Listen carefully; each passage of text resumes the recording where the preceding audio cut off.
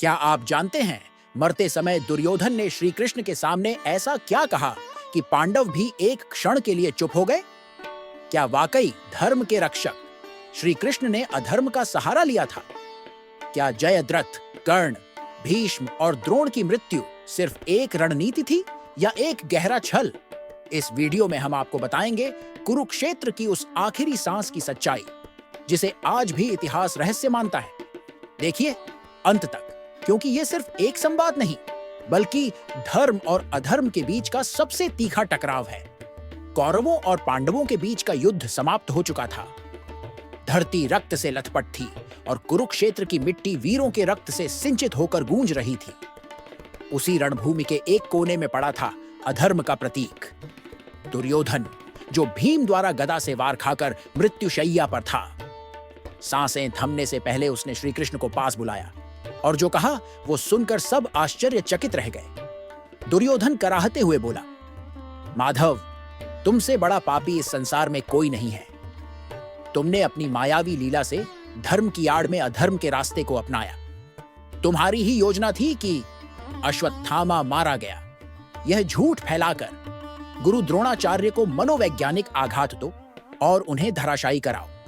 सूर्य को आंशिक रूप से ढकवाकर जयद्रथ की मृत्यु करवाई, जो नियमों के विरुद्ध था। तुमने शिखंडी को भीष्म पितामह के समक्ष खड़ा कर एक वीर योद्धा को छला और मेरे मित्र दानवीर कर्ण को निहत्था करवाकर छल पूर्वक मरवा डाला। क्या यही धर्म है, माधव? यह सुनकर पांडव स्तब्ध रह गए। युद्ध का अंत हो चुका था, परंतु यह संवाद सभी के भीतर फिर से एक द्वंद्व छेड़ गया। तब श्री कृष्ण गंभीर स्वर में बोले, दुर्योधन, तू आज भी अपने पापों को नहीं देख पा रहा। तूने जीवन भर केवल छल, कपट और अधर्म का साथ दिया। तूने द्रौपदी जैसी धर्मपरायण स्त्री को भरी सभा में वस्त्रहीन करने की चेष्टा की, वो भी तब जब सभा में तुम्हारे बड़े बड़े गुरुजन और योद्धा मौन बैठे थे। क्या वो धर्म था? तूने अपने मामा शकुनी के साथ मिलकर पांडवों को कूटनीति से चौसर में हराया, उनका राज्य छीना और उन्हें वनवास दिया, यहां तक कि उन्हें जीवित जलाने का प्रयास किया। क्या वो धर्म था? तूने भीष्म, द्रोण, कृपाचार्य जैसे गुरुजनों की शिक्षा को अपने स्वार्थ के लिए हथियार बनाया।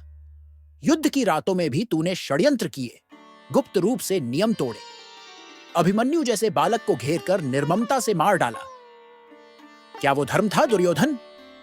तूने कभी आत्मचिंतन नहीं किया, कभी अपने कर्मों की समीक्षा नहीं की। तेरे अहंकार ने तेरी बुद्धि पर पर्दा डाल दिया।